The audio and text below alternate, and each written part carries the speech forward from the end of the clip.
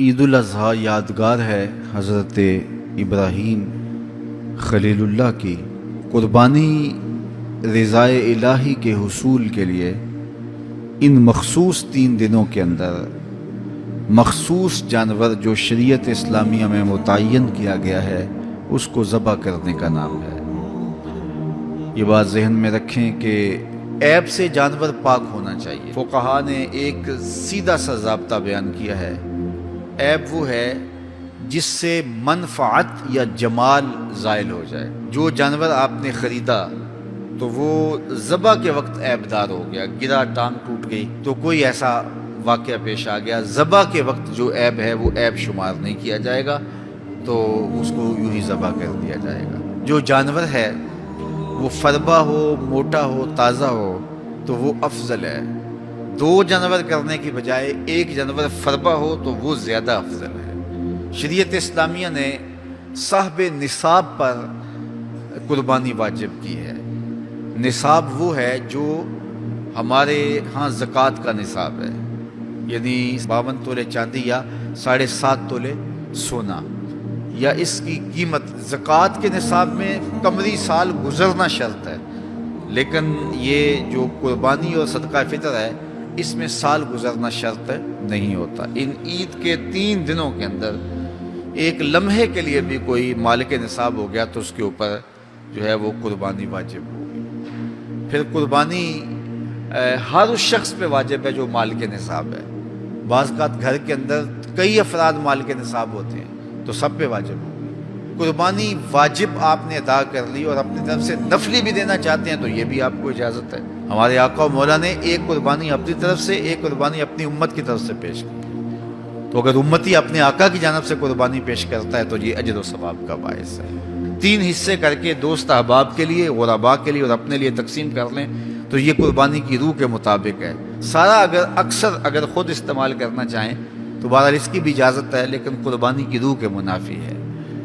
جس کو گوشت لگتا ہے اس کو کھال بھی لگتی ہے۔ جس طرح گوشت آپ خود بھی کھا سکتے ہیں تو کھال خود بھی استعمال کر سکتے ہیں، یعنی آپ کھال کا مسلح بنا کے گھر رکھ سکتے ہیں، کھال کو اپنے گھر کی کسی ضرورت میں جو ہے وہ لا سکتے ہیں، لیکن قربانی کی کھال بیچ لیں اور اس کی قیمت اپنے مصرف میں لائیں یہ نہیں کر سکتے۔ قربانی کی کھال اگر بیچ لی ہے تو اس کے پیسے صدقہ آپ کر سکتے ہیں، کسی دوست کو دے سکتے ہیں، کسی غریب کو دے سکتے ہیں۔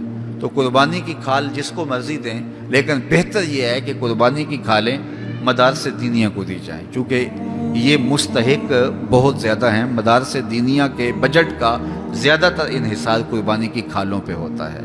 کسی زمانے میں مدارس دینیہ کے لیے، مساجد کے لیے اور خانقاہوں کے لیے امراء، رؤساء اور حکام جاگیریں مقرر کرتے تھے اور ان کا نظم و نسق چلتا تھا۔ ہمارے دیہاتوں میں آج بھی مسجدوں کے نام پہ 8-8، 5-5، 6-6 جو ہے وہ ایکڑ نام ہوتے ہیں اور مسجد کی ضروریات اور اس کے محاصل سے پوری ہوتی ہیں، لیکن اب تو مدارس دینیہ کا انحصار رہ ہی قربانی کی کھالوں، زکوٰۃ فنڈ اور لوگوں کے تعاون اور مخیر حضرات کی کوشش سے رہ گیا ہے۔ اس لیے اپنے مدارس کی طرف بہت زیادہ توجہ دینے کی ضرورت ہوتی ہے اور قربانی کی کھالیں کوشش کر کے خود مدارس دینیہ کے اندر پہنچائیں۔ اور آپ کے سامنے جامعۃ المصطفیٰ ایک ایسی درسگاہ علمی ہے کہ جس کے فیضان سے ایک زمانہ متمتع ہو رہا ہے اور یہاں سے نکل کر اطراف و اکناف عالم کے اندر جو ہیں وہ لوگ پھیل رہے ہیں اور فائدہ پہنچ رہا ہے۔ اللہ کا شکر ہے، یہاں سے جانے والے پیغام کو مسلم بھی قبول کر رہے ہیں اور غیر مسلم بھی قبول کر رہے ہیں، تو یہ اللہ کا فضل ہے، اس پر ہمیں شکر ادا کرنا چاہیے۔ اور کتنے مسلمانوں کی اصلاح ہوئی ہے اور کتنے لوگ فائدے میں گئے ہیں، تو یہ ایک اللہ تعالیٰ کا بڑا فضل ہے اور اللہ تعالیٰ کا بڑا ہی کرم ہے کہ کتنے لوگوں کو یہاں سے فائدہ ہو رہا ہے۔ اور ظاہر ہے ہم ساری زندگی تو نہیں بیٹھ رہیں گے، ایک وقت عمر کا، زندگی کا ہم نے پورا کرنا ہے، اس کے بعد ہم نے چلے جانا ہے، تو ہماری جگہ اوروں نے آنا ہے۔ تو یہ دارالعلوم اگر زیادہ سے زیادہ لوگ پیدا کرے گا تو زیادہ لوگوں کو فائدہ پہنچ سکتا ہے۔ تو اس لیے نہ صرف قربانی کی کھالیں بلکہ اس ادارے کے ساتھ آپ کا ہر طرح کا تعاون درکار ہے۔ سب سے بڑا تعاون آپ کا اس ادارے کے ساتھ محبت کا تعاون درکار ہے۔ آپ اس مرکز سے اپنی عقیدت کا رشتہ، اپنی محبت کا رشتہ جو ہے وہ وابستہ کریں۔ جس طرح عشق کیا جاتا ہے، پیار کیا جاتا ہے، اس مرکز سے آپ پیار کریں، اس مرکز سے آپ محبت کریں۔ یہ مرکز ہماری عقیدتوں کا مامن اور مسکن ہونا چاہیے، چونکہ اس سے بہت سارے لوگوں کو فائدہ ہو رہا ہے، اور غیر مسلم بھی اسلام کے دامن میں آ رہے ہیں، اور مسلمان عمل کی راہوں کے مسافر ہو رہے ہیں، اور یہاں سے صاف سیدھا اور پیارا سا پیغام پوری دنیا پہ پہنچ رہا ہے۔